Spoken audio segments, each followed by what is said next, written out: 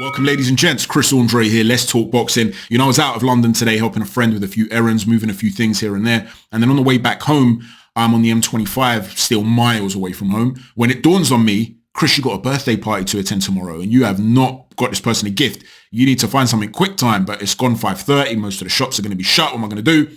I get on the internet and there's a retail park with a few high street stores. I pump it into the sat nav, race my way down there, start browsing to look for gifts. And this guy comes up to me and he says, "You're Chris Andre. I've watched your channel. I enjoy your stuff. I've recommended you to friends of mine and stuff like that. A really nice guy. I believe your name's pronounced O. I'm sorry if I'm not pronouncing it correctly. But yeah, it's just a very nice guy. We had the chit chat about boxing and stuff. And, you know, it's always difficult to know how to approach that sort of situation. Because it's not like I'm a former world champion or something. And, you know, I'm earning some love from the crowd. I've got a very small boxing channel, and you know, for somebody to walk up to me like that and say I enjoy your work and I've shared it with other people, it's very flattering, it's very humbling, and you always feel very embarrassed in that situation. You don't really know what to say or do, but like I said, we had a nice chat, and I appreciate the support. Thank you so much, my friend. Now let's actually talk boxing, and we'll start off with the weekend's fights. I want to start off with Ohara Davies. I've been a fan of Ohara Davies since the first day he came out, because I thought he brings some good energy, you know, a lot of charisma, the Undertaker music coming down to the ring. He was always trash talk very well. And a lot of people disliked him for it. But for me, people often misconstrue the difference between arrogance and cockiness. To me, someone who's cocky is someone that puts himself on a pedestal and loves himself a little bit, but doesn't talk down to people. He doesn't mistreat people. He's just a showman in some ways, and he loves himself. Whereas an arrogant guy is someone that does all that, but also looks down on other people. And I don't see that with Ohara Davies. And I'm not talking about with rival fighters. As far as I'm concerned, a fighter trash talking another fighter is fair game. That never bothers me. Doesn't bother me at all. These guys are rivals. If you want to engage in psychological warfare and you think it can give you an edge or a psychological advantage or something like that, I'm all for it. I'll never judge a fighter for that. So I always liked Ohara Davies. And then when that whole thing happened with the controversy, to me, he was always misconstrued, misrepresented, misunderstood. And the backlash, in my opinion, was not warranted. And I felt really sorry for him. You know, there've been a lot of top fighters, very talented fighters, who did not have the right promotional backing. And as a result of that, they took certain fights too soon in their careers. They were mismatched against guys who were all wrong for them at a specific time. And so as a result, you look back at their careers and you'll see their records and you'll think, this guy wasn't all that, when in reality you'll speak to other fighters and they'll tell you, no man, that guy was a problem in the ring, but he just never got the career that really came with that because he didn't have the right financial or promotional backing. That's how important it is to have the right promoter behind you. The reason I say that is because when Ohara Davies then lost his big time promoter, he's in a position whereby he doesn't have that backing. So now he has to try and manufacture a path in the hardest possible way. And it takes a lot of mental fortitude and strength to get into the position that he was in. If you can beat Ismael Barroso, you're going to face one of the biggest names in the sport of boxing. Potentially, you're going to fight a superstar in your division. And unfortunately for him, it went catastrophically wrong when he was stopped in round one. And I don't even hold it against Barroso, so to speak. You can't begrudge him his success. This is a guy who should have really beaten Rolly Romero, or at the very least was winning the fight. And it was a very premature and controversial stoppage from Tony Weeks, who was at it again over the course of the weekend. And we'll talk about that later on in this video. But you can't really begrudge him his own joy and his own success. He's 40 years old, last chance saloon. It was a last hurrah potentially, and he's delivering and he's putting himself back into contention now. But I do feel sorry for Ohara Davies, who for me fought the completely wrong fight from a technical and tactical perspective. From a tactical perspective in the sense of the way he approached the fight, and the technical perspective in the sense that once he's picked those tactics, the execution of what he was trying to do was all wrong. From a tactical perspective, the commentary team were talking about the fact that he wanted to set a tempo to tire out the old man, so to speak, and that he wanted to punch in between the arc of the punches of Ismael Barroso. That's not what you want to be doing when you've got freakishly long arms. You want to be making a guy have to earn his way into your pocket, into your zone. If he wants to get off his punches, you've got to make him pay in order to get into that area. Now, you can do that by backing off and using those long punches, or you can walk a guy down behind long, straight punches. But when you're going to walk a guy down behind long, straight punches, the way you technically execute that is not to overreach, because if you overreach and miss, even if you land, right, when you've got those long levers and you've landed, it requires a moment of a reset. You've got to pull them back. And because they're so long, by the time you pull them back to be in a position to punch again, it takes longer. There's that moment in between, that pause. So it's not you that's going to be punching in between his punches. He's going to be punching in between yours. You see, if you're going to choose to hook and throw uppercuts against the guy with the shorter arms, you've got to shorten the punches. In the last video, when I was looking at the best KOs of the year, when I was speaking about Jerome Boots Ennis's knockout against Vieira, I gave an example of how he shortened the hook, which not only meant he enabled the landing of the shot in terms of distance, it also meant he could have changed the trajectory of the angle of it to come through the guard, inside the guard, rather than going outside. You can do stuff like that when shortening the shots and almost pinning the elbow and whipping it like you're throwing a slap rather than a traditional hook. The problem is, if you're going to be exchanging with a hooker who carries power in that regard, you got to understand that he's going to have a full rotation and a full load up with his own shots. So if you land first, which is unlikely, he's the bigger puncher. So from a tactical perspective, it was wrong. So when you're then coming out in the first few seconds and you're trying to throw a backhand from range, you're not hooking with him, a backhand from range, and your back foot's coming off the floor, you're committing to that shot to such an extent that by the time you bring your levers back, there's a pause, there's a moment in between where he's going to hit you. And not only that, he fell short with that first attempted shot. So instantly, within seconds, I'm concerned. I'm thinking he's fighting this all wrong. What you want to be doing is pumping that jab. If you want to walk him down, keep that jab long. If you want to throw the right hand, rather than focusing on the push of the backhand. So rather than thinking, right, I'm going to launch the backhand and twist through to land it with power, focus instead on bringing the lead shoulder back. Twist the lead shoulder. So rather than the focus being on the right hand coming forward, if the lead shoulder's coming back to release the right hand, it's still the same motion, but you're not actually pushing your weight over your front foot. And so you can keep it long without being in a position where you can't quickly reset. That way, if you move forward and he wants to jump into you to close the range, or he wants to punch with you, he's still got to cover ground. Whereas if you overcommitted, by the time you take that half step back, he's got the time to come into your zone. And then when he tried it again a second time, that long backhand to the body with his foot coming off the floor, he gets clipped with the left hook and he never recovered from it. So I feel really sorry for Ohara Davies. He just fought a really poor fight. Maybe the occasion got to him. Maybe he wanted to make a statement too much. So he thought, you know what, it's an old man. I'm going to go out there. I'm going to put it on him, beat him up early, and then he gets caught and he can't recover from it. Or maybe they got their tactics wrong and they thought this is the way we should approach it. Just go and put it on him. Even though he's a puncher, his power's overstated, whatever. Let's go and put out a statement, because if he gave Rolly all these problems and we go and destroy him in a few rounds, people are going to start talking about us. Maybe that's the error they made.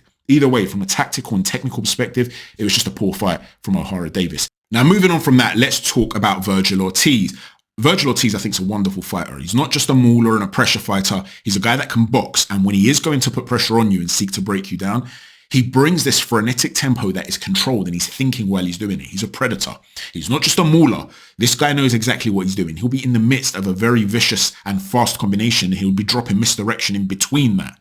And he's looking to be varied and find gaps in your defense, and uses the trajectory of his punches very, very effectively. But when he got rhabdomyolysis, a lot of people felt that that could be the end of Vergil Ortiz. And I was one of them, because it can be quite a serious medical issue.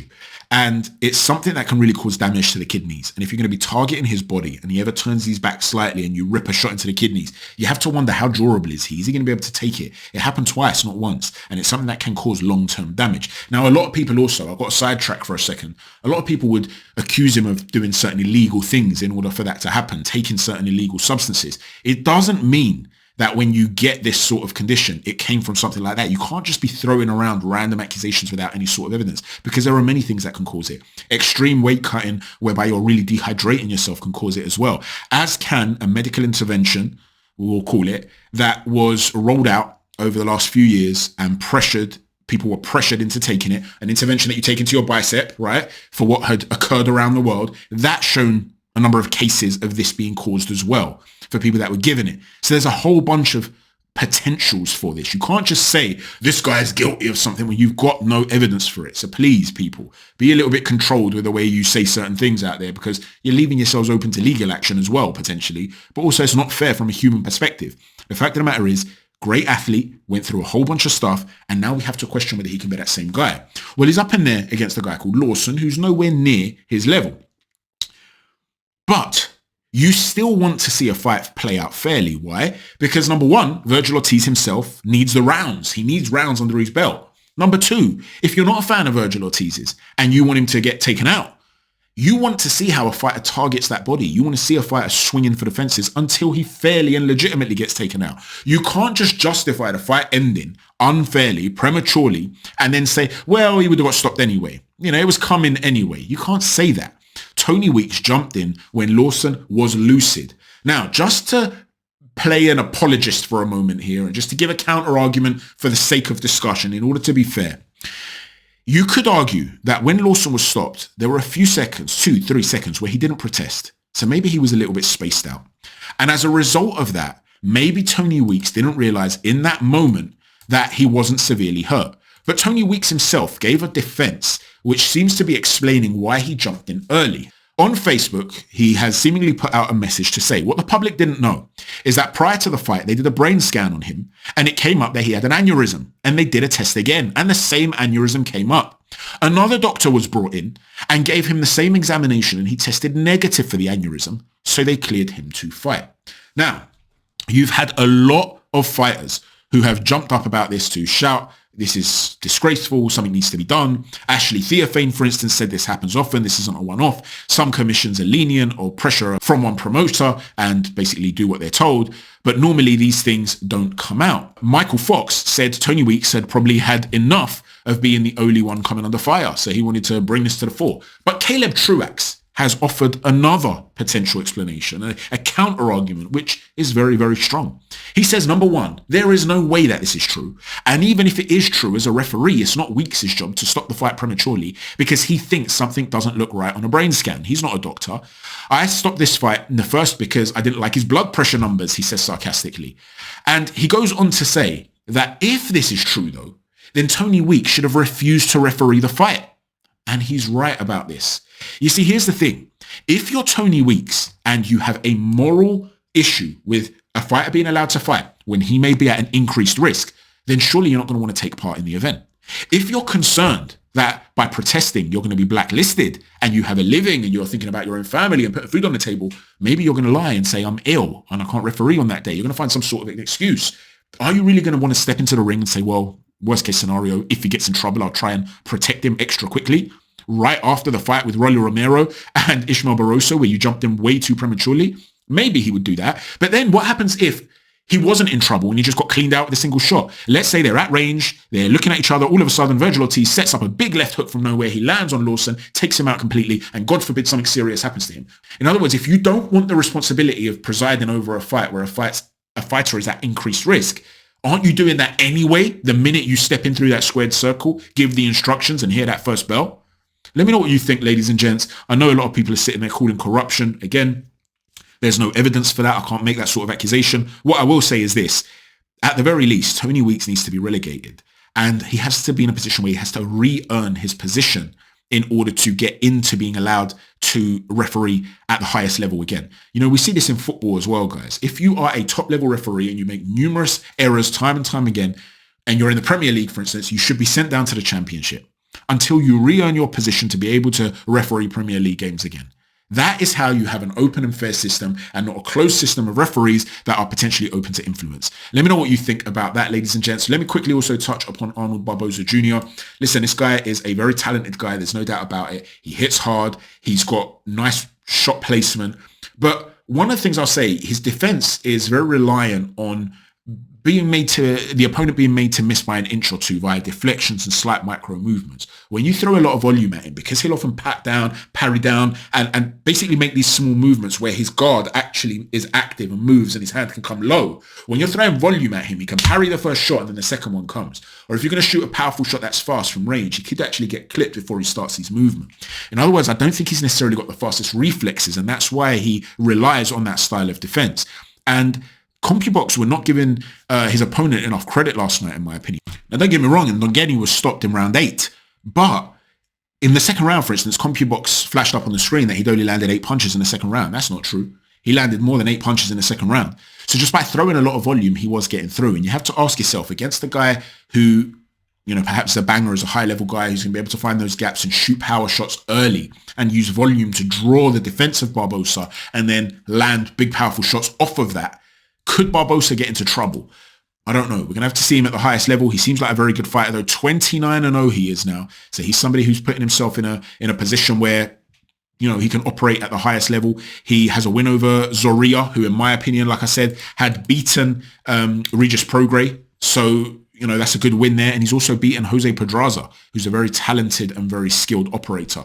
So listen, I'm a fan of Barbosa's. I think he's very good. He just gets touched a little bit more than I'd like to see. But let me know what you think, ladies and gents, about the DAZN card that took place over the course of the weekend. Can Ohara Davies ever come back, or do you think he's done now at the highest level? Vergil Ortiz, can he be the guy that he promised to once be, or do you think he's done too now? In terms of Tony Weeks, what should be the repercussions? Should there be repercussions against the commission? Does there need to be an investigation against them or the promoter involved? This is a very serious accusation potentially here. And on top of that, also let me know what you think about Arnold Barboza Jr. Can he compete with the best at super lightweight in the division? Thanks for watching, everyone. Don't forget to hit a stiff jab on the like button, a right cross on the subscribe button, and an uppercut on the notifications button. Thanks for watching. Chat to you soon. Take care. God bless.